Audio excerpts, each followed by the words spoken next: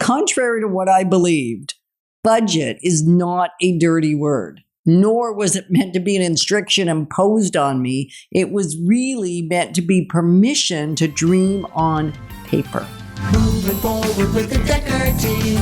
Moving forward together with the Dekker team.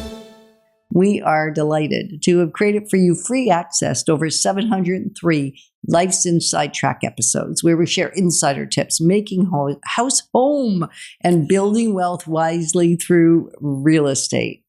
I love that we're in the middle of this incredible series or journey of the Wealth Formula Expanded. For This 8 beautiful weeks, book. that book right there. There's one on my right side. There's one in between us because it gave us access and has given many people access to follow a pretty simple formula that helps with the money. We talked about the vanishing act of money and creating tracking and awareness around it. And now we're going to talk budgets. Yeah.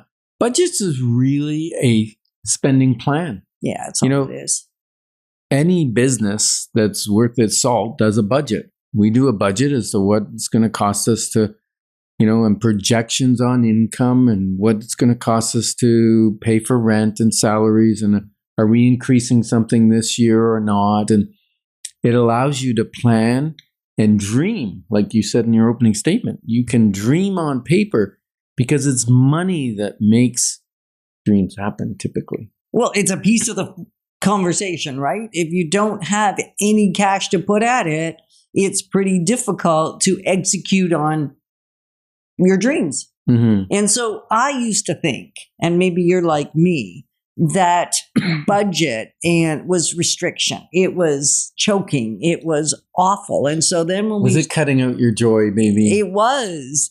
And then what I finally learned, especially when we learned to do a zero budget, you're thinking a zero budget. Yes. So good that when you tracked in advance where you were spending your money and then you put it into implementation to see whether that was enough. I mean, there's a whole analysis step, right? Because now you get to decide if your budget actually is working. Do you have to cut back? Do you have to make changes? Now, this is the time to start to make changes. So if you use your tracking that we talked about, and now you apply it to your spending plan, basically telling your money where to go so that it doesn't just go somewhere. Now, you might need to explain zero budget because a zero budget sounds confusing. I love it, though, now that we did it. Because the first few times we did budgets, they bombed.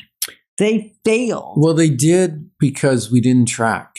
And maybe you've had this experience. Year after year, we'd create a budget and then we'd fail miserably at keeping the budget. And that's because we never did. Like in our previous segment, we talked about the tracking for 30 to 90 days, track every dime you spend. Then you know where your money's going and you can make minor adjustments. Or big adjustments. Or big adjustments if you have to. But if you're just guessing how much you spend on gifts or how much you spend on clothing or how much you spend on makeup and personal care or how much you spend on gas, if you're just guessing, it's impossible to create a budget. Right. And that's what we had done, right? So 27% of Canadians don't have a budget, which you're going, but you said in the other segment that 28% of Canadians don't have a written plan that they follow, that they don't track. Well, there's the discrepancy. We can make up stuff, but if it's not based on the facts of tracking, you're like us, probably doomed to fail. So we failed again and again and again and again. Yeah, 54% of Canadians say they live paycheck to paycheck. And that's partially because they're not budgeting. So let's go back to a zero budget. So a zero budget is simply planning in advance where every dime is going to go. And then when you live it out in the following month, that then equals zero. There's no surprises. There should be no excess. No excess and there should be no shortfall. If there's a shortfall, You didn't plan so well. Then you didn't execute well. A zero budget is like a balanced budget. You might have heard that word from the government, because every government I've seen in the last, 20 years has said, oh, in 4 years from now, we're going to have a balanced budget. Or in 5 years from now, we're going to balance the budget so we don't do a deficit. Well, we've never gotten there. I don't think for years and years, the government spends more than they bring in revenue. And that's what we don't want you to do. We did it too. And so that led to consolidations. It leads to bankruptcies. It leads to financial stress. It leads to relational stress, because where there's financial stress, that's not the only stress that's going on. There is so much more happening. So we want to get you back to, and maybe you're already doing it. And I'm going to say congratulations. Like, congratulations if you already do a zero budget, meaning every dime you plan to spend are the dimes that you spend. Nothing more, nothing less. No surprises. Yeah. And somebody might be out there thinking, well, zero budget, then what about giving, and what about saving, and what about wealth building? Where do those go if I've got zero money left at the end? Well, there is the rub.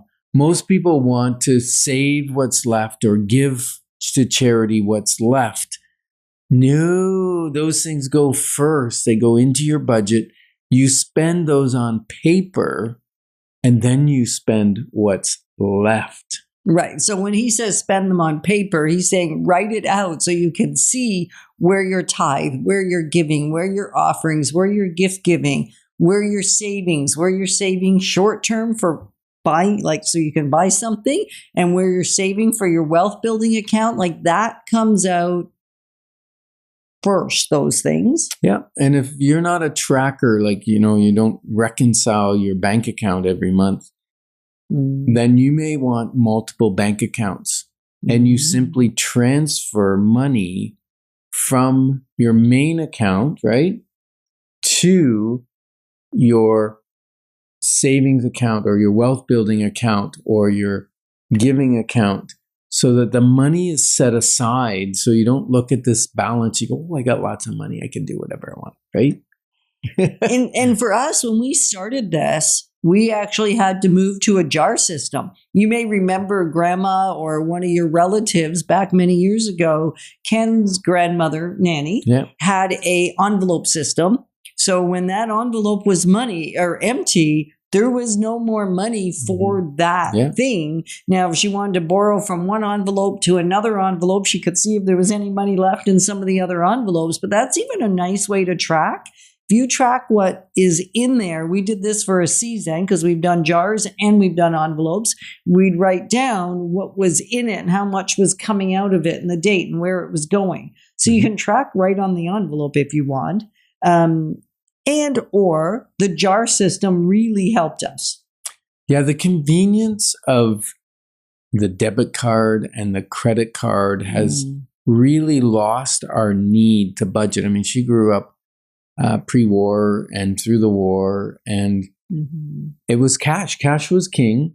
And when you were out of cash, you had no money to buy groceries. You didn't put it on a credit card. It was it. That's what you had left.